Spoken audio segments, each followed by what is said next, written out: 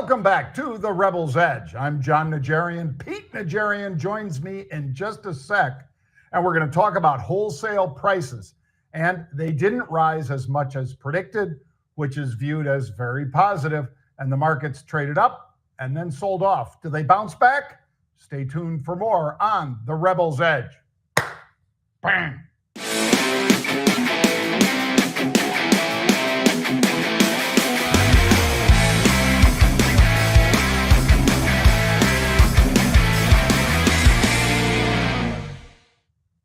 Where is he? There it is.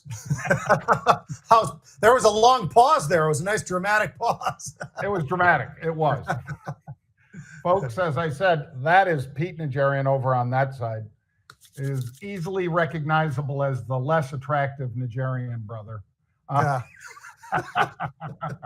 Even though for some crazy reason now he's skinnier than me. I haven't figured out what he's doing, but it's not the big O. And it's not the M either. Manjaro. Apparently, if you get elbow surgery and you can't hoist those bottles anymore, Pete. Let me tell you, what you don't know is it was elbow and knee surgery, and both on my right side. So all these people who want to say, oh, yeah, these guys are overpaid in the NFL. First of all, you got the helmets and all the issues with the head. And then you've got the physical side of it with the neck, the shoulders, the hands, the elbows, the wrists, the ankles. I had my knee operated on again just yesterday. A guy went in there and cleaned out a little, just to do a little bit more cleaning. So, yeah, all this stuff about, these guys do this and that, it doesn't end up being a real problem later in life. Yes, it does. And it gets in the way of a lot of things, but I still said the hell with it, man. I'm doing cardio. So yeah, that's why I'm a little bit more on the trim side. Instead of being 225, I'm about 220 or 215 or something like that. I've lost like 10 or 15. Well, there's a reason, Pete, that longevity, not just as Pete always says, folks, NFL stands for not for long, but it also is that sadly, the average lifespan of an NFL player is 52. 52. Yep. 52. So, and guys still say they're overpaid, John. They're overpaid. Really? Well, you're giving up a lot of your life. I don't know if that's overpaid or not. Right. Folks, you should also pay attention to the RebelCon, which is coming your way the 22nd of March. We talk about it all the time. Pete and I do. But you should check it out. We keep that little bug going down there in the corner of the screen right there. So that bug, if you scan it with your iPhone, it will take you right to a page where you don't have to type anything in.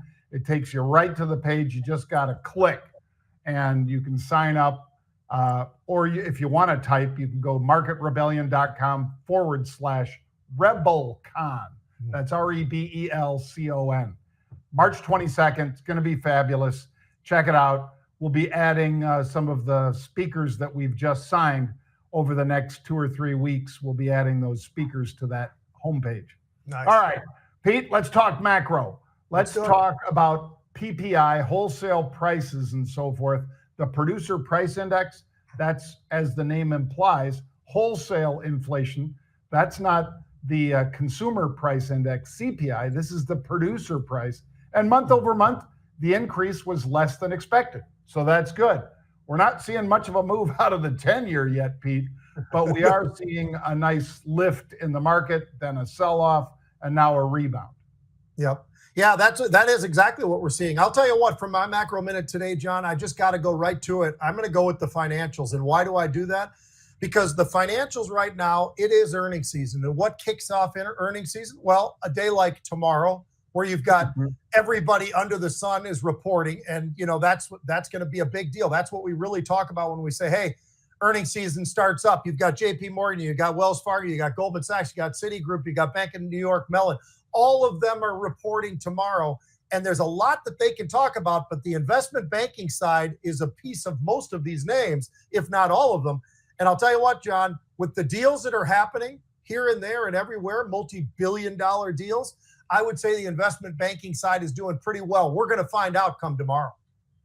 Well, JP Morgan, Pete, closed last night at $244 a share, roughly.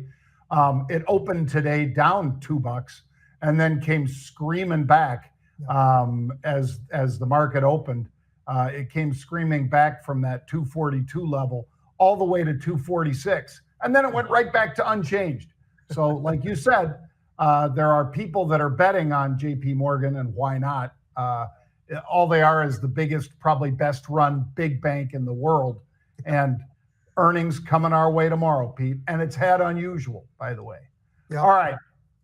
Crude oil, I'm going to say, is my fantastic future today, Pete, because we traded over 79 yesterday when Biden announced that he was going to basically put sanctions on 200 additional Russian tankers.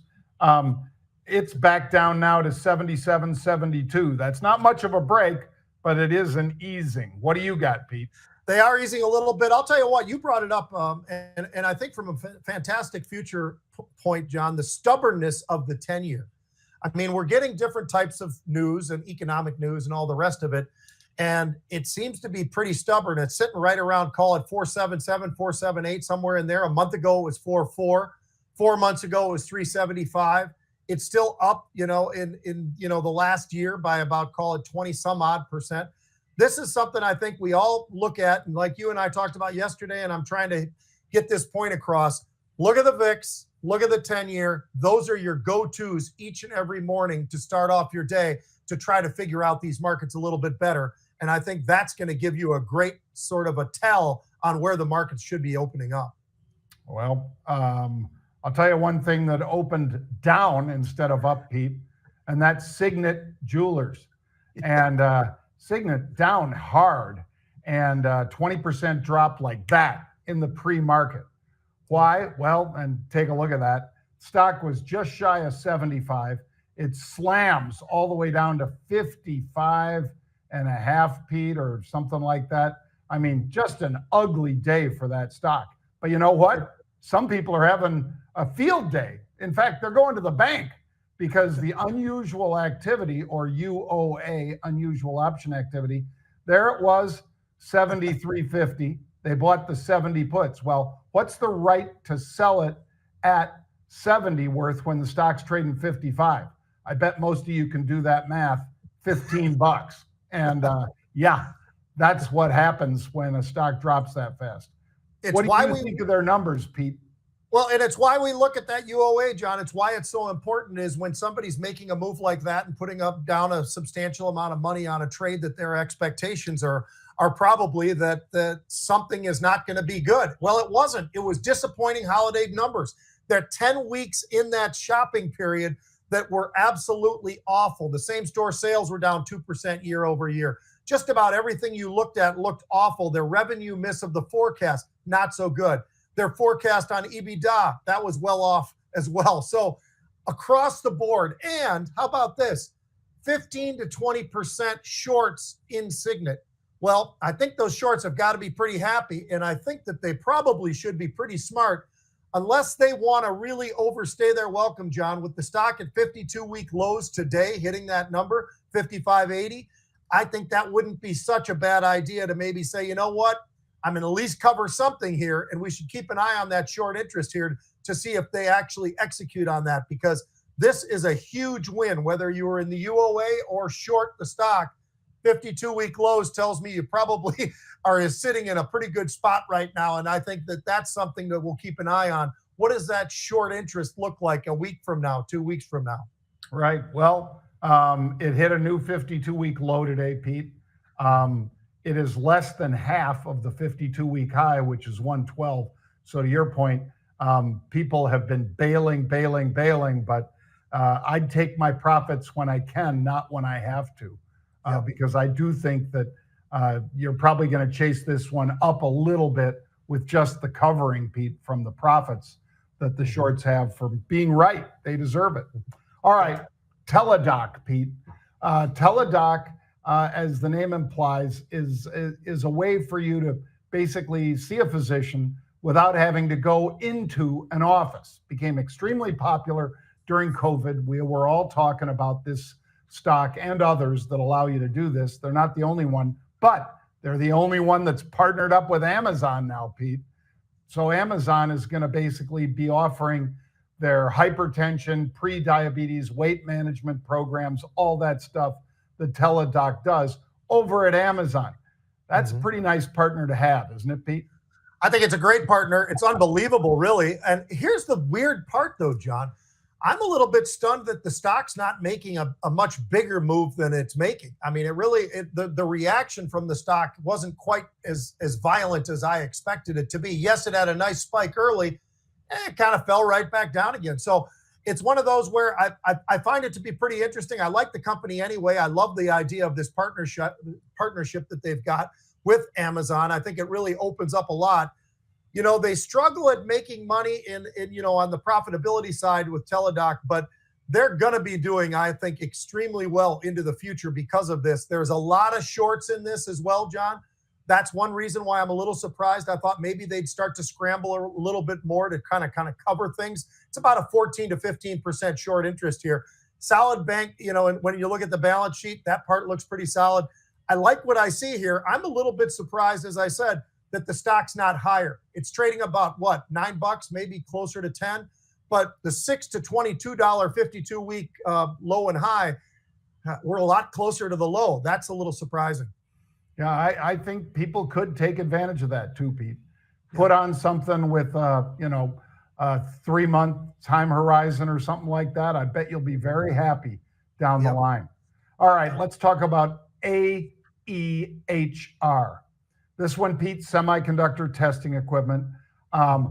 What a horrible report. This was incredibly bad. This one, basically, the stock was down 20%, then 25%, Pete. Basically, revenue, in other words, sales were down 37% year over year. You are not going to have a good day, no matter who you are. I don't care if it's Elon Musk or if it's Apple or anybody else. If you have double-digit sales decline, your stock's going to be in trouble for a while. They miss on the earnings. They go in, like you said, on the revenue side, and that's not just a little miss. I mean, when you're looking at that and they're down 37% year over year, that is an unbelievably horrific number.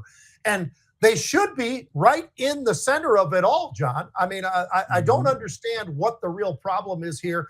This is a huge hiccup right now, and I don't know when they're going to be able to bounce back. They should bounce back. The shorts have been right. I would think at some point in time, they're going to maybe want to cover as well.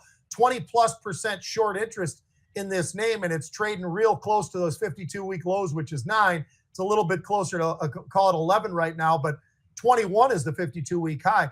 This name is not performing very well at all. They reaffirmed, which is odd as well. They reaffirmed the 2025 guidance. I don't know how the heck they can do that, John, with the numbers they just put up. So this is one that's in the suspect category for me, and I can't figure out why they're not doing far better than they are right now.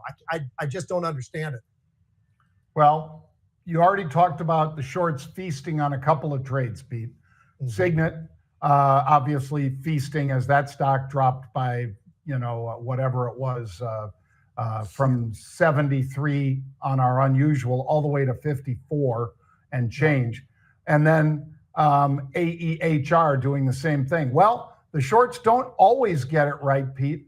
And the next one we're talking about, H&E Equipment Services, what do? They rent those like those cranes and things like that, or those platforms that lift and things like that, Pete. So that's something that United Rentals has had their eye on apparently for a while. Well, they've got 1.3 million shares short in this one, Pete. Now, it's only about 5%, but I guarantee it's a really painful 5% because the stock is up 100%. That's painful. I don't care who you are or how you look at things. That is brutal. Yep, you're right, John. Up 100, 105%, not so bad. This is a major move. This is a $4.8 billion deal that's happening. By the way, I keep mentioning it, and I want to force that again back at people. That's another big deal. We had some big deals in the healthcare world as well. And we're talking about some of the other deals that are going on. Investment banking probably is doing pretty well. By the way, United Rentals, usually, John, and you and I both know this, usually you make a deal like this, you're putting down some real money to buy somebody, and it's going to be great. The synergies are fantastic. You're going to usually go down maybe 3, 4, 5%, something like that. Nope. URI up 3 to 4% today. United Rentals, not bad. People are reading into this saying, you know what? This is a great move, and they're going to be able to leverage this thing, and the cost synergies are going to be there. This is a great move, I think, going forward for URI. Obviously, people are interpreting it that way, and we're seeing that stock up pretty nicely as well on a day where the stock they're buying is 100+%. That ain't so bad. And why do you bid that high? Well, Pete and I both know why. Because they're afraid whoever the competitors are for United Rentals, they don't want somebody else stepping in. You could bid 30% over the closing price, and maybe you just light a fire under some PE firm, Pete, that comes in, or some other competitor of yours that says, 160 locations around the country. I kind of like this. Well, we'll see whether or not the Federal Trade Commission even lets them do this, Pete, because United Rentals is a pretty big player. But I'm sure they looked at it. I'm sure they thought about it, and they think they can get it through maybe under a President Trump. So they went for it. All right, Pete, on the video today, I think you guys will like this.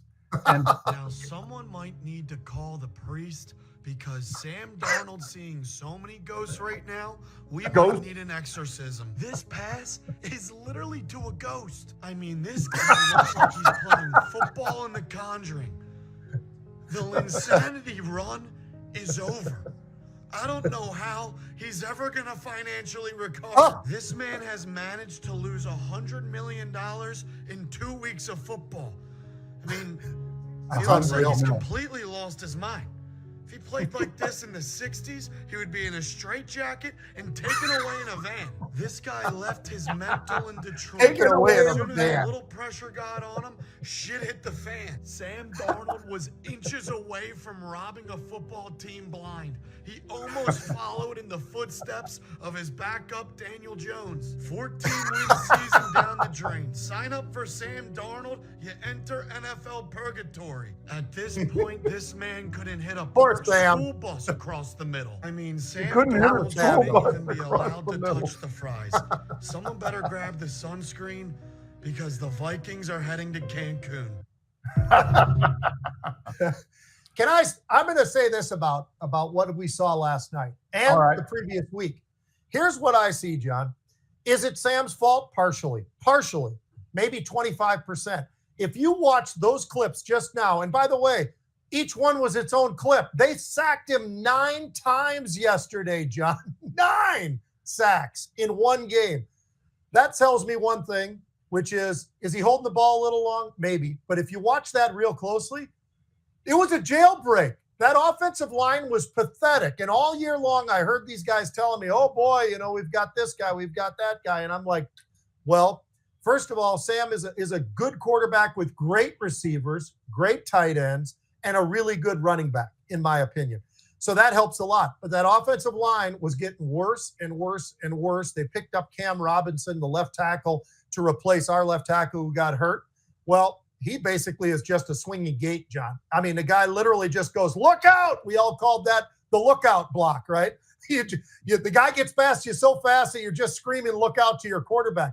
Sam was getting crushed, and that was not just on Sam. So I don't think that was fair at all to say that everything about the ghosts and everything else.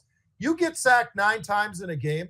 I mean, honestly, think about that for just a minute now. 9 times in one game. There's quarterbacks in the league who didn't get sacked more than 20 times all year. 17 games. So anyway, I don't put it all on Sam. Unbelievable. Here's what I thought would be kind of fun, John. Let's just go through it, and we can go through it pretty quick. But Chiefs, Texans. I'm going to say this. Kansas City at home, that's almost a layup, especially when you look at somebody like the Texans going on the road. I think Kansas City takes them. What do you think? And it's a dome team playing outside. I don't know how cold it's predicted to be yet, Pete, in Kansas City, but obviously they're rested because they had the bye, and they're playing outside at home versus a team that Quite frankly, we all thought they'd be even better this year than they were last year. They're not. They're good, but they're not better. Obviously, Right. a lot of us thought maybe they'd look like the Commanders or the Commies, as I like to call them. I thought they might look as good as the Commies.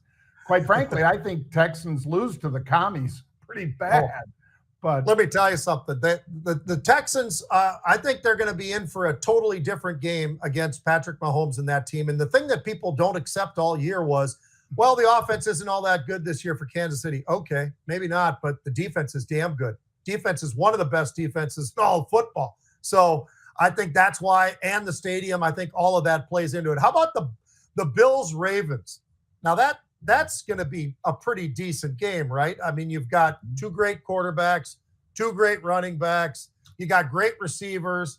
The defenses are both good, but not great. The Ravens used to be the best defense in football year after year after year. They're not this year, but they're still pretty damn good. But I kind of think that the way Josh Allen's playing, John, I don't know. As long as he can stay healthy in the game, I think that the Buffalo Bills win this game. What about you? I'm the same way. I'm terribly impressed with Lamar Jackson all the time, Pete. Yep. He's a field general. He puts his body at risk just like Josh does, but Josh has a much bigger body. Josh, when he's running, it's more like, like Laporta, the tight end from Detroit. They're both about the same size, Pete.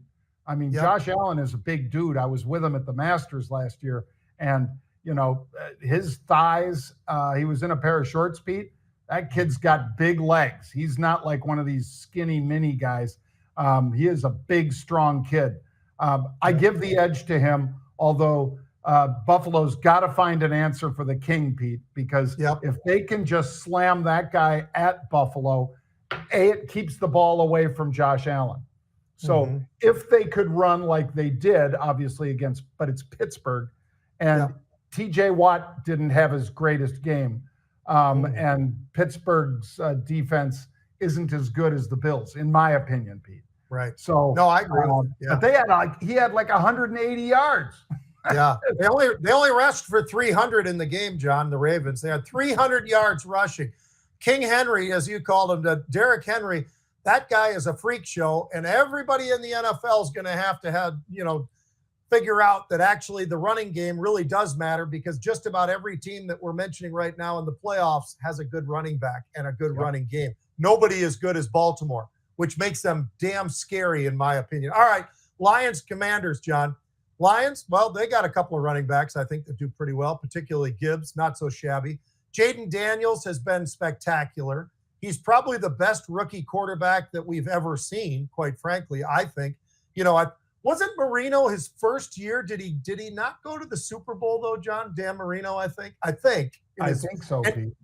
And never went back. I don't know that he ever made it back to the Super Bowl. We thought, well, they're going to go for 5. But in any case, Jaden Daniels, all he does, John, is throw the ball with incredibly high percentage, which is impressive.